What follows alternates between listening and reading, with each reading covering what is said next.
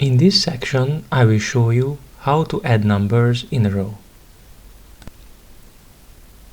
You can use formulas, buttons, and functions in Excel to add numbers. Let's have a look at what we have got. Formulas are used to add numbers to cells. The equal symbol always comes first in a formula.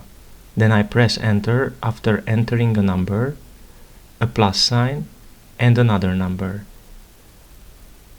The findings are displayed in the cell.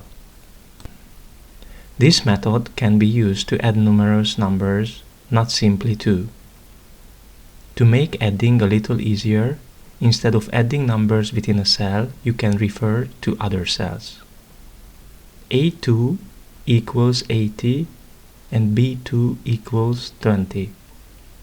I will make a formula to add the cells together. I begin with an equal sign, then click a cell to add to, then a plus sign, then another cell, and finally press enter. When I modify a value in a cell, the results are updated automatically. This method can also be used to add more cells, not simply two. You may even add numbers and cells.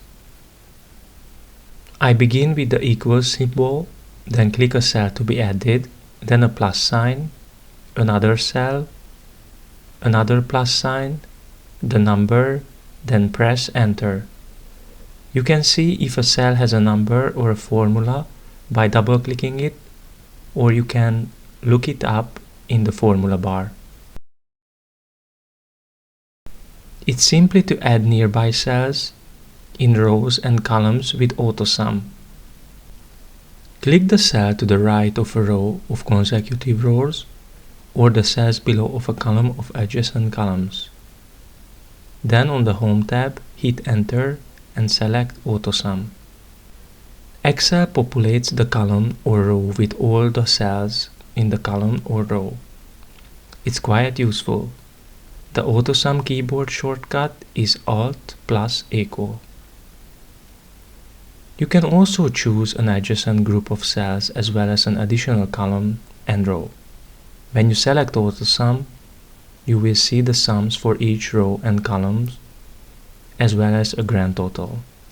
There are several possibilities in Autosum. Select an option such as average and Excel will calculate the row's average. To duplicate the cell's formula, click it, then click the plus sign at the bottom right of the cell border. Hold down the left mouse button and drag the cell to the right for a column or down for a row.